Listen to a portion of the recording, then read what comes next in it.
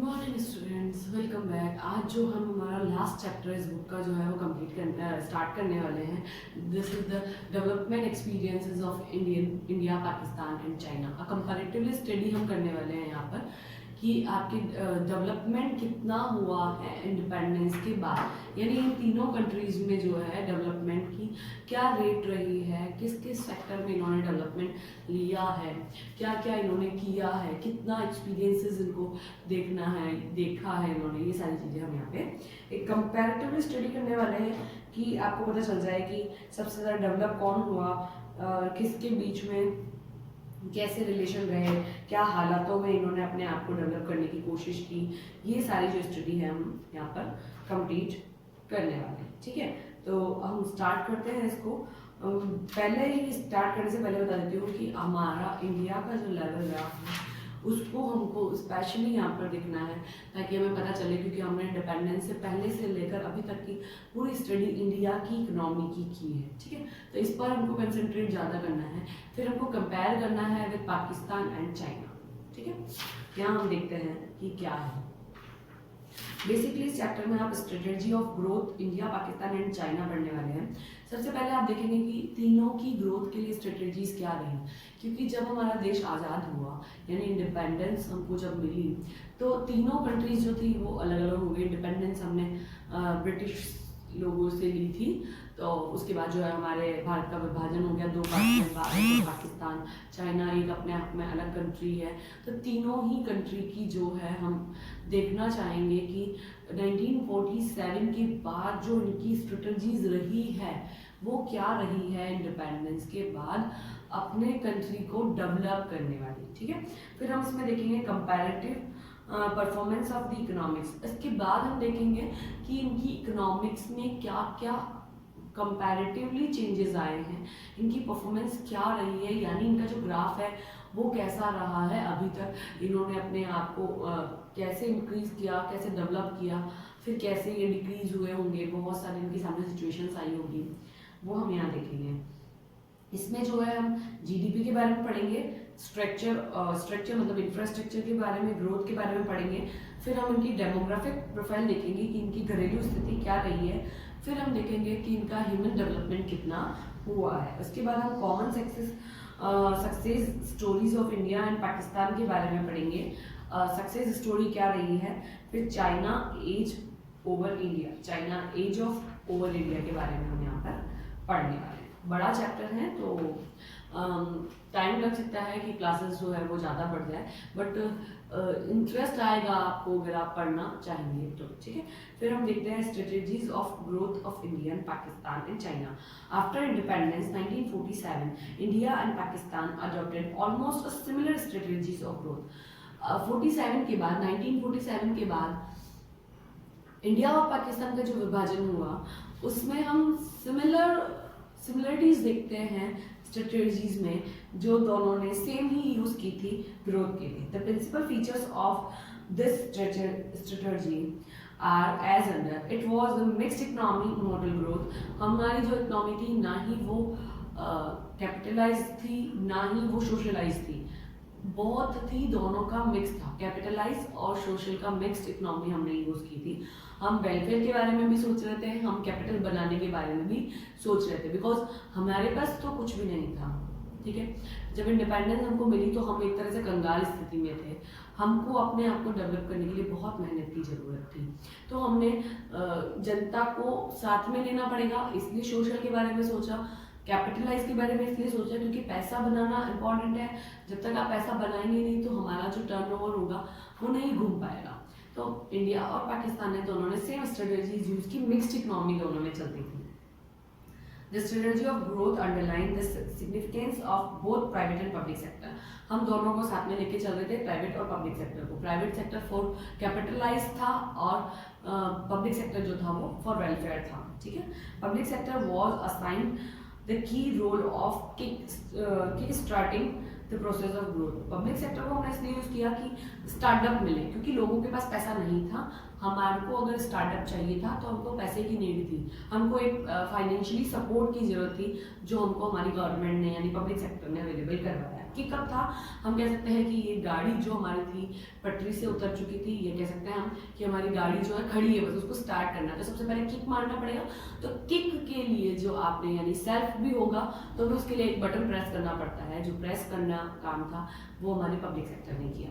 Private sector was assigned the secondary role of the pushing the process of the growth. अब secondary sector में हमने private sector को use किया, जिसने हमारी गाड़ी को गति प्रदान कर दी। ठीक है, इसका मतलब ये हुआ कि किक मारने के बाद गाड़ी को रेस देने का काम जो है वो प्राइवेट सेक्टर ने किया। ठीक है, why was public sector assigned the key role. हमने पब्लिक सेक्टर को की रोल क्यों दिया, ये मेरे को समझाने की जरूरत नहीं होनी चाहिए, बिकॉज आप जानते हैं, मैंने आपको अभी भी बताया कि हमारी जो इकोनॉमी थी वो कंगाल अवस्था में थी, हमारे पास कुछ नहीं था। We have nothing. हम जो है बिकॉज बेसिकली जो है हम उदास भी थे कि हमारे पास कुछ है ही नहीं, हम करेंगे क्या, हम निराश थे, कुछ नहीं कर सकते। तो उसके लिए आपको एक मोटिवेशन की जरूरत होती है। तो हमने उस मोटिवेशन के लिए पब्लिक सेक्टर को चूज किया, गवर्नमेंट को चूज किया कि वो हमको एक मोटिवेशन दे। उसके बाद जो है हम धीरे धीरे अपनी जो ट्रेन है उसको पटरी पर लाने की कोशिश करेंगे। ठीक है, तो इसमें जो है हमने पब्लिक सेक्टर को की के रोल के रूप में इसलिए असाइन किया क्योंकि उसके पास पैसा नहीं भी होगा तो वो अरेंज करने की हिम्मत रखती थी, वो गवर्नमेंट थी। और दूसरी चीज जो है, हमारे जो बेसिक्स थे उसको अगर प्रॉफिट नहीं होता है तो वो वैसे भी प्रॉफिट के लिए काम नहीं करते हैं।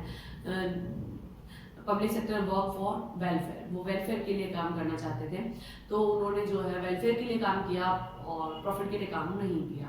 हमको सिर्फ अपने लिए किकअप चाहिए था, हमको एक किक चाहिए था जो पब्लिक सेक्टर ने हमको अवेलेबल करवाया, जिससे हमको एक रास्ता मिल गया, एक पाथ, एक वे हमको तैयार होके मिला। उस वे पर सिर्फ हमको चलना था, तो हमको मोटिवेशन भी साथ में था। सिर्फ हम चलना स्टार्ट किए और हमको प्रॉफिट होना स्टार्ट हुआ। तो एक जने को जब प्रॉफिट होता है तो उससे 4 जने और इम्प्रेस होते हैं और फिर वो भी अपने आप को इन्वेस्टमेंट की ओर डालते हैं। ठीक है, तो ये प्रोसेस जो रहा सिर्फ और सिर्फ इसलिए हुआ क्योंकि हमने पब्लिक सेक्टर को की माना। ठीक है, जब तक हम की नहीं मानते अगर पब्लिक सेक्टर को, तो हमारा ये पॉसिबिलिटीज नहीं होती कि एक पब्लिक प्राइवेट सेक्टर जो है इन्वेस्टमेंट की ओर आकर्षित हो पाए। ठीक है, इसके बाद जो है अपना ये देखेंगे comparative performance of the economy of India, China and Pakistan. यहाँ पर जो है हम देखेंगे कि कंपैरेटिवली स्टडी में क्या हुआ है। सबसे पहले हम जीडीपी ग्रोथ के बारे में पढ़ लेते हैं। Growth story of comparative performance of economic of India, China and Pakistan. It is studies with reference to the parameters GDP growth, structural growth, demographical और human development। 4 केसेस में हम इनको देखने वाले हैं। फर्स्टली हम देखते हैं जीडीपी ग्रोथ में क्या रहा है। Following discussion offer a brief description of the growth story of China, India and Pakistan। Firstly हम जीडीपी के साथ ग्रोथ स्टोरी देखने वाले हैं। यहाँ पर स्टूडेंट्स आपको एक मैं कह सकती हूँ कि आप एक टेबल मैनेज करें जिससे आप बता दें कि 2019 में क्या था, 1947 में क्या था, उसके बाद बीच की स्थिति भी आप बता दें। फिर हम प्रेजेंट हिस्ट्री अगर बताना चाहते हैं तो वो भी बता सकते हैं। हम जीडीपी के 3 कंट्री के डेटा कलेक्ट करें। बेसिकली मैं आपको ये बताना चाह रही हूँ कि आप जो है एक टेबल मैनेज करें जिसमें हम यहाँ पर जो है कंट्रीज के नाम लिखेंगे, यानी इंडिया, पाकिस्तान और चाइना। ठीक है, यहाँ पर जो है हम मेजरमेंट्स लिखेंगे। यहाँ कंट्री लिख दी आपने, तो यहाँ 1947। ठीक है, उसके बाद हम यहाँ पे लिख देंगे 1947 के बाद आप 1991 डाल लें, यहाँ पर 2019, 18 जो भी आप डालना चाहें वो डाल लें। फिर इसको आप जो है 3 पार्ट में डिवाइड कर दें, बिकॉज हम 3 से 4 पार्ट में आप डिवाइड करें। यहाँ पर आप लिखें कि जीडीपी की ग्रोथ क्या रही, ह्यूमन रिसर्च की क्या रही, डेवलपमेंट क्या हुआ, ये सब चीज़ों के बारे में हम यहाँ पे 3 पोर्शन में डिवाइड करके इन कंट्रीज का जो है डेटा आप अवेलेबल करें, ताकि क्या होगा कि आपको एक बार टेबल बनाने में थोड़ा सा मेहनत लगेगी, बट इसके बाद जो है आपको कोई प्रॉब्लम नहीं आएगी और ये इतना सब कुछ रामकथा जो है हमको पढ़ने की जरूरत नहीं पड़ती। हम यहाँ देखते हैं the principal point explain the growth story of China are as under in 2019 GDP in China was estimated to be 14.2 trillion US dollar। ठीक है, it achieves a distinction of second large economy in the world। Second large economy के रूप में आपके सामने थी India, China 2019 में। कितनी इनकी जीडीपी थी, $14.2 ट्रिलियन। ठीक है, तो यहाँ पर आप इस टेबल के अंदर इनके डेटा को मेंशन कर लें। बिटवीन 1979 और 2007 average annual GDP growth was estimated to be about 9%। यहाँ पर जो है 1979 से 2017 के बीच में जो ग्रोथ इन्होंने जीडीपी में देखी एवरेज थी 9% थी।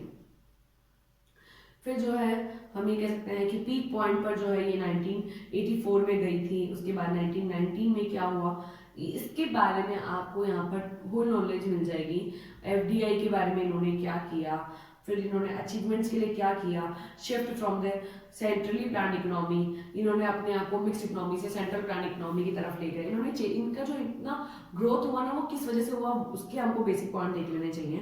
Focus on exports related domestic production, इन्होंने अपने बनाए हुए प्रोडक्ट्स को एक्सपोर्ट करने पे ध्यान दिया ताकि जो है इनकी इनकम इंक्रीज हो सके।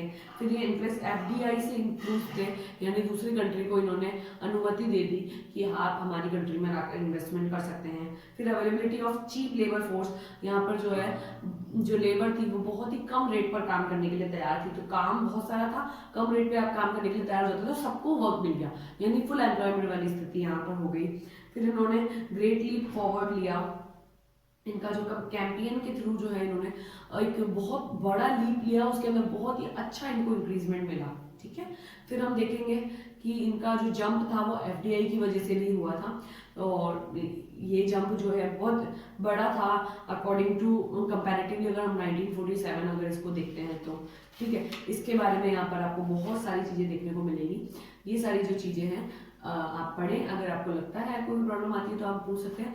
जीडीपी का ही इंडिया और पाकिस्तान की जो ग्रोथ होगी उसको हम नेक्स्ट क्लास में देखते हैं। ओके, यहाँ से रिलेटेड आपको कोई प्रॉब्लम आती है आप पूछ सकते हैं। Thank you.